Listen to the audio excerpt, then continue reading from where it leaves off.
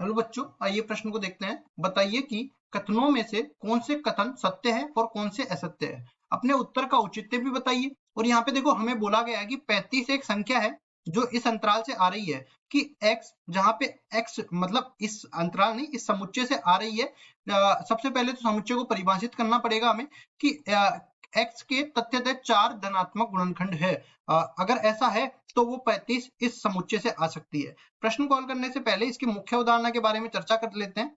मुख्य अवधारणा, मुख्य अवधारणा में देखो, 4 धनात्मक गुणनखंड होने का मतलब ये है कि मान लो कि एक कोई संख्या है, एक कोई संख्या है, इसके तथ्यतः 4 धनात्मक गुणनखंड होना ये बताता है कि देखो, सबसे पहला गुणनखंड तो अपने पास एक खुद है, दूसरा गुणनखंड अपने पास एक है, और तीसरा गुणनखंड अपने पास मान लो कि इस तरह से बन जाए ये कि जैसे बी हो जाए, या फिर बोल सकते हैं कि अपने पास सी हो जाए।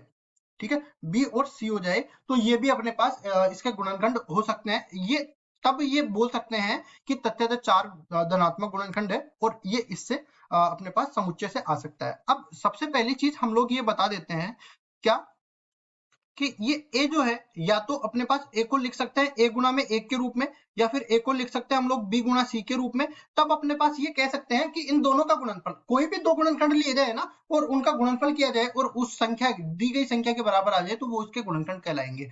अब चलते हैं सवाल में आगे की तरफ। सवाल में जैसा कि हमें दिया गया है, धनात्मक गुणनखंड हमें लेने हैं क्योंकि ऋणात्मक संख्या है तो कुछ भी आ सकती है। और याद रहे कि जब भी गुणनखंड करते हैं ना तो हम लोग अभाज्य संख्याओं के रूप में गुणनखंड करेंगे। और यहाँ पे समुच्चय निर्माण रूप में जैसा कि दिया गया है, पहले मैं इस अवयव के बारे में बात कर लेता हूँ, 35 के बारे में। तो 35 जो है, इसको मैं गुणनखंडित करूंगा। यहाँ पे देखो, इसमें आ सकता है 1 गुणा में 5 गुणा में 7, इस तरह से ये आ सकता है। अब देखो, इसके गुणनखंडों की मैं बात करता हूं तो यहाँ पे देखो, 35 को या तो मैं लिख सकता हूँ 1 गुणा में 35 के रूप में, या फिर 35 को मैं लिख सकता हूँ 5 गुणा में 7 के रूप में। तो यहाँ से निष्कर्ष ये निकलता है कि 1, 5, 7 व 35 सभी सभी 35 के गुणनखंड है, गुणनखंड